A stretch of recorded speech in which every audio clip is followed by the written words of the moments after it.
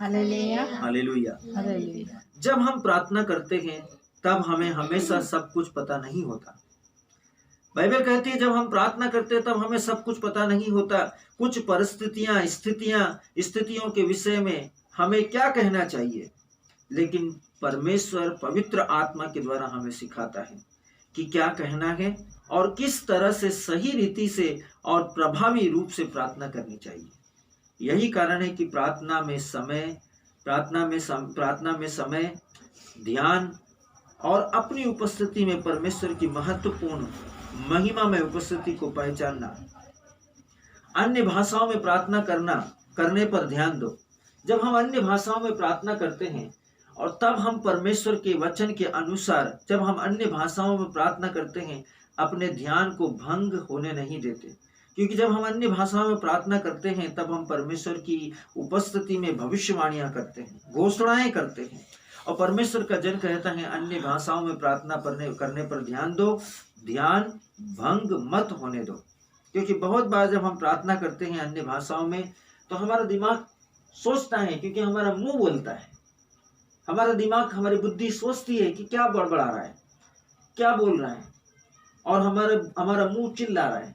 तो हमारा शरीर और हमारी आत्मा दोनों एक दूसरे के अनुकूल हो जाते हैं, प्रतिकूल हो जाते हैं। परमेश्वर के वचन हमको सिखाते हैं हमको ध्यान देना है और अपने ध्यान को भंग नहीं होने देना है। हमें प्रार्थना करना है, घोषणाएं करना है, विश्वास करना है परमेश्वर के वचन में। जब यह प्रार्थना करने का समय है तब हर दूसरी वस्तु को अपने से अलग रखने का अनुशासन रखो। जब आप प्रार्थना करते हैं या प्रार्थना में बैठते हैं या प्रार्थना में परमेश्वर की उपस्थिति में आते हैं तब हर एक उस वस्तु को जो आपके प्रार्थना के अनुशासन को तोड़ती है, आपके विचारों के माध्यम से, ख्यालों के माध्यम से, चर्चा के माध्यम से, काम के माध्यम से, व्यक्ति के माध्यम से, फोन के माध्यम से, इंटरनेट या फेसबुक या व्हाट्सएप या मैसेज के माध्यम से या किसी भी प्रकार के विघ्न या बाधा के माध्यम से आपके ध्यान को भंग करती है। परमेश्वर का वचन कहता है उसको अनुशासन में रखो। जितना अधिक दूसरी वस्तुओं पर ध्यान भ्रमित करने की कोशिश करती है, जितना अधिक दूसरी वस्तुएं आपका ध्यान भ्रमित करने की कोशिश करती है, उतना ही अधिक आपको ध्यान केंद्रित करना चाहिए और निरंतर प्रार्थना करनी चाहिए। जितनी अधिक आपके जीवन के अंदर अन्य वस्तुएं, परिस्थितियां, जैसे कि मोबाइल हुआ, कुकर की सीटी हुई, या हमारे शाम के समय की चाय हुई, या किसी का आना हुआ या जाना हुआ, उस समय बहुत बार दुनिया या बाहरी वस्तुएं या शक्तियां हमारे ध्यान को भंग करने की कोशिश करती है। परमेश्वर का वचन कहता है कि जितना अधिक दूसरी वस्तुएं आपका ध्यान भ्रमित करने की कोशिश करती है, उतना ही अधिक अपने आप को, अपने ध्यान को केंद्रित करना चाहिए और निरंतर प्रार्थना करते रहना चाहिए। परमेश्वर के वचन के अनुसार होने दो कि आपकी आत्मा वह अनुशासन ग्रहण करे। परमेश्वर के वचन, परमेश्वर के पवित्र जन आपको और मुझको सिखा रहे हैं, आपको और मुझको स्मरण दिला रहे हैं कि यह होने दो कि आपकी आत्मा अनुशासन को ग्रहण करे। आप जब अनुशासित होंगे, आप परमेश्वर के द्वारा शिक्षित होंगे। जब परमेश्वर के द्वारा शिक्षित होंगे, आप परमेश्वर के द्वारा पोषित होंगे। जब आप परमेश्वर के द्वारा पोषित होंगे तब आप आत्मा का मंदिर होंगे। जब आप आत्मा का मंदिर होंगे तो परमेश्वर आपके द्वारा चलेगा फिरेगा। आप में जहां आप जाएंगे महिमा जाएगी, परमेश्वर की महिमा जाएगी। जो कुछ आप देखेंगे परमेश्वर की महिमा से देखेंगे। परमेश्वर आपको अस्तित्व के भेदों और रहस्यों और तथ्यों और उसके सच्चाई के विषय में आपको बताएगा। परमेश्वर हर एक उस वस्तु के बारे में समाधान आपके सामने रखेगा जो आपको दिखाई दे रही है और अन्य लोगों को नहीं दिखाई दे रही।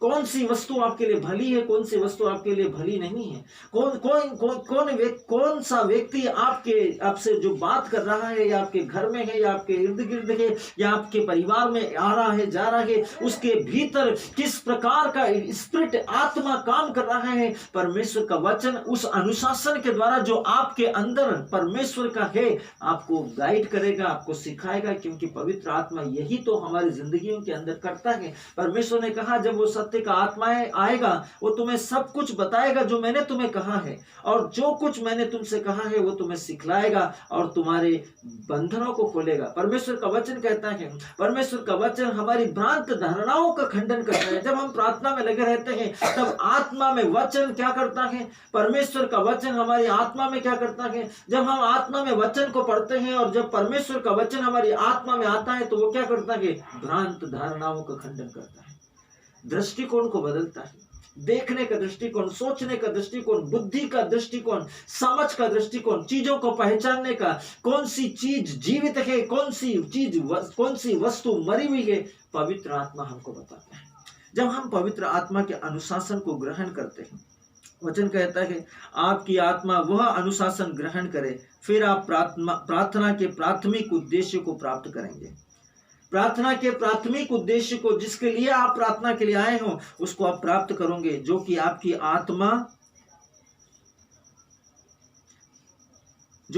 आत्मा और दिमाग को पोषित करता है।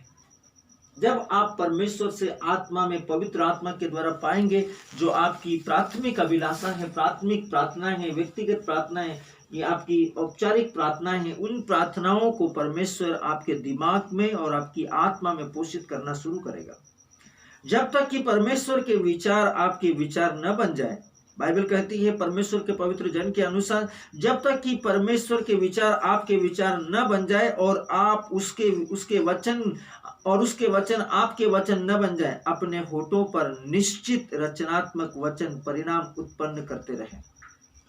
परमेश्वर सर्वशक्तिमान का वचन कहता है अपने होठों पर निश्चित रचनात्मक वचन परिणाम उत्पन्न करते रहे, तब तक जब तक आपके वचन परमेश्वर के वचन, आपकी प्रार्थना परमेश्वर की प्रार्थना, आपकी इच्छा परमेश्वर की इच्छा, आपकी योजना परमेश्वर की योजना न बन जाए।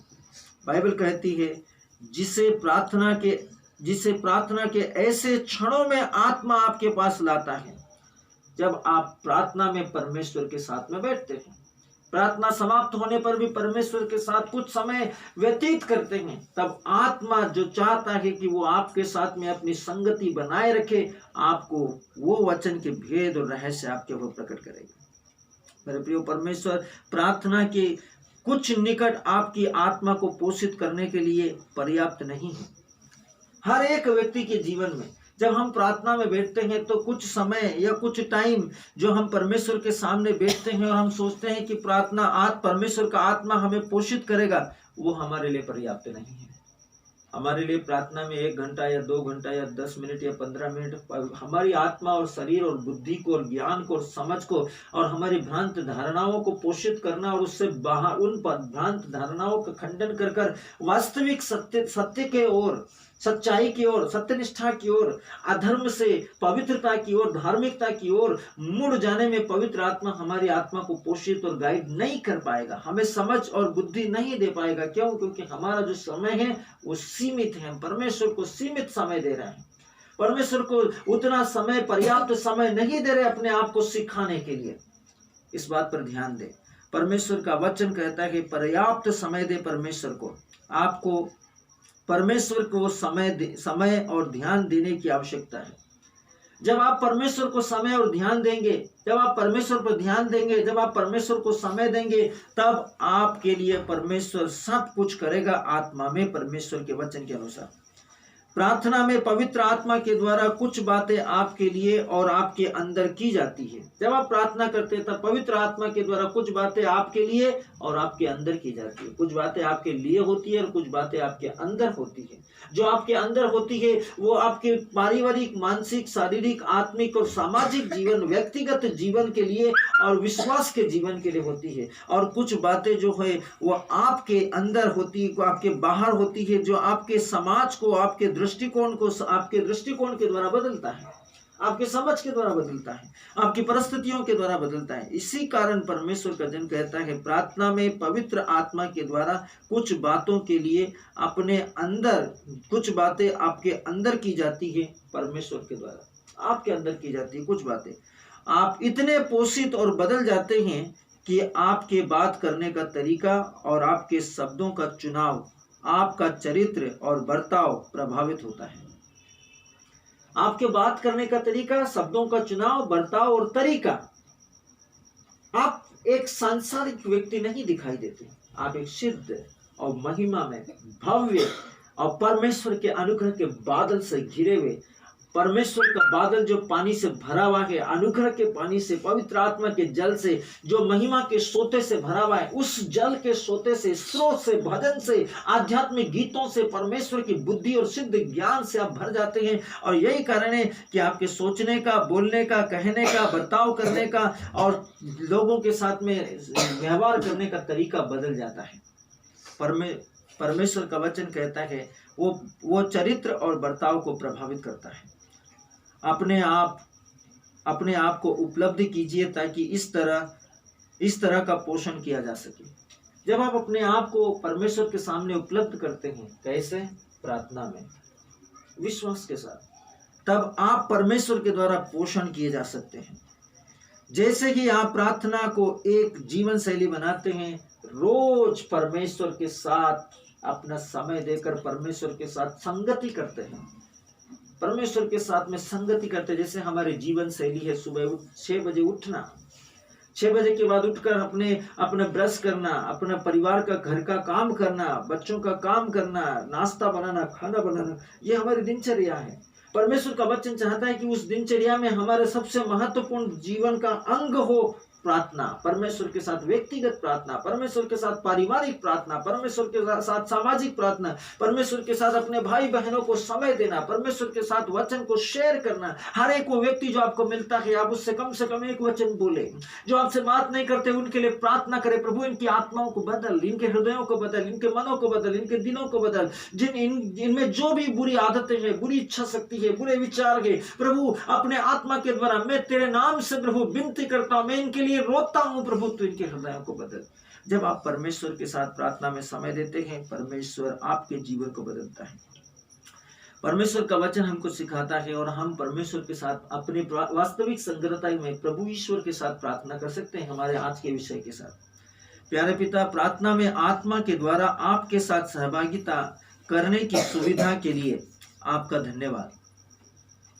धन्यवाद आपके पक्ष में रहने और पृथ्वी में आपकी इच्छा को लागू करने और परिस्थितियों, शैतान और अंधकार के उस दानवों के ऊपर प्रबलता का इस्तेमाल करने की सुविधा के लिए यीशु मसीह के नाम में आमीन। हालेलुया।